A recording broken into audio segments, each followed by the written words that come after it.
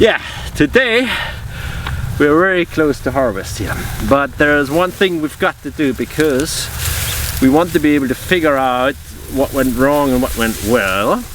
So we're going to count, weigh, calculate the components of yield. Now the components of yield are, and Lenny here is going to be my perfect assistant because she's doing this for like 10,000 samples each growing season.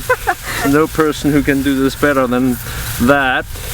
The components of yield are, okay, yield is basically the product of the number of particles per area. So let's say how many of these particles we've got on a square meter, okay?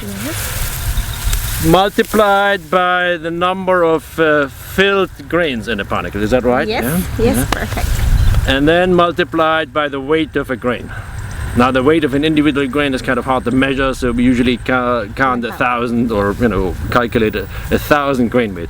So if you multiply these three things and you adjust it to a standard moisture content of 14%, that's usually how we express yield of a crop. And by quantifying, by measuring these different components of yield, and there's many other details to that, we can figure out then probably some reasons for why we have gotten a high yield or a low yield, and also how variable the whole thing was all over this field. So I was gonna do this in a very simple way.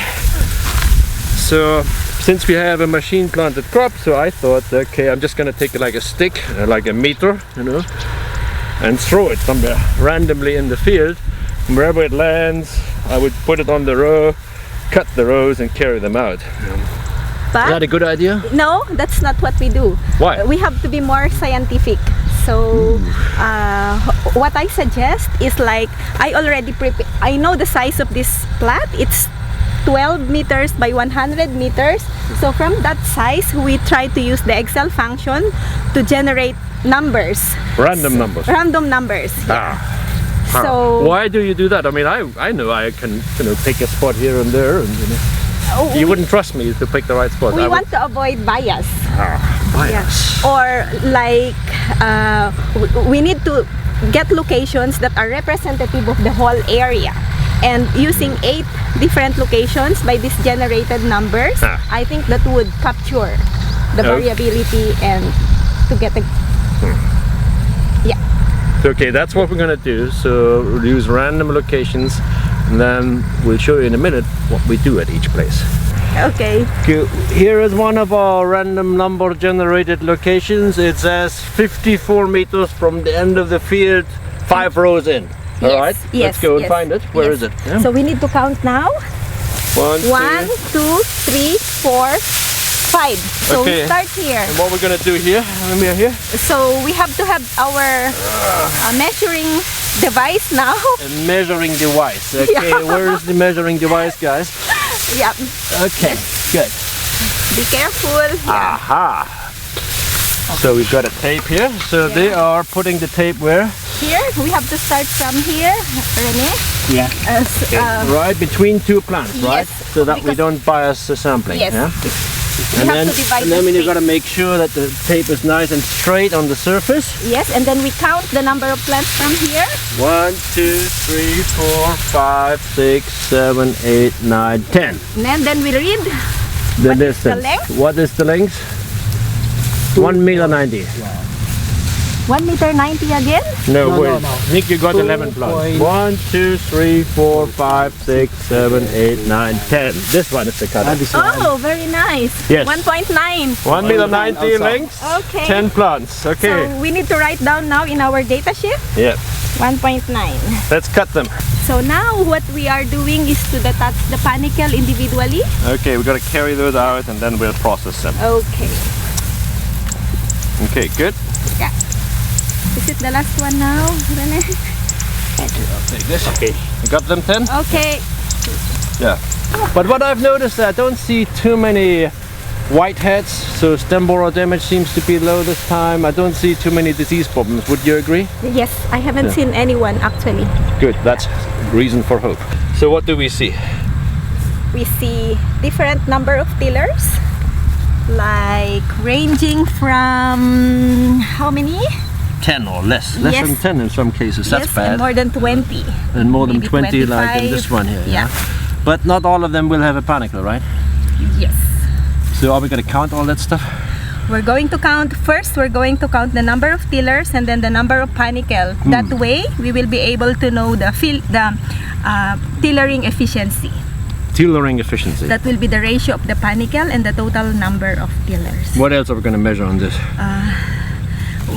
We will detach the panicle, so we will partition the organs. We will get the panicle dry weight, blade dry weight, and the stem dry weight. Right. Then we will get the total biomass, Yeah. and then later on we will separate the field and unfilled grains. So the ratio of the field grains to the total biomass will be our harvest index. That's a lot of work, but very, very useful data that we'll make use of. Let's get going. Can't wait for these data to come in. They will soon come. We just need to put them in the oven for 72 hours at 70 degrees centigrade. All of this, we will have partitioned biomass, and then later you will soon have the data. Good. So this is the hybrid today. The inbred, we have to do the same kind of sampling in about 5-6 days because it's behind in development. And then we'll come back also in 5 or 6 days to do the final harvest of that hybrid already. Yeah, so we will come back for the inbred. We now bring our samples here in the lab to do detailed measurements. We have to look for plant traits that would relate to yield, so that's why we are doing all these measurements. First, we have to be very careful not to lose any dead material. So first we have to remove all the dead materials, and then afterwards we need to go to the washing room, remove the soil, and then bring back again the samples in the lab and carefully remove the roots. And we also have to have the data sheet where we will be putting the date, because we need to count the tillers.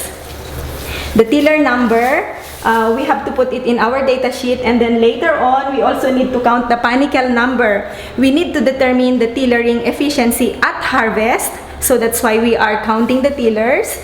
This includes all productive and non-productive tillers. And then afterwards, we will do now our partitioning of the organs. First is we need to remove the green blades, and then afterwards remove the dead blades and then the stem, and we put them in their corresponding bags. So after separation, we need to put these samples in the oven at 72 degrees centigrade, and we put these samples for 3 days. And afterwards, we will be measuring and collecting the dry weights. After counting the tillers, we also need to count the panicle number. Since we sampled 10 plants, so we are counting the panicle number of the 10 plants. We will then just get the average panicle number per plant later on. So after separating the panicles, the green leaves, the stem, we are now ready to put them in the oven, set at 70 degrees centigrade. And we will wait for 3 days before we take them out and collect the dry weight using analytical balance.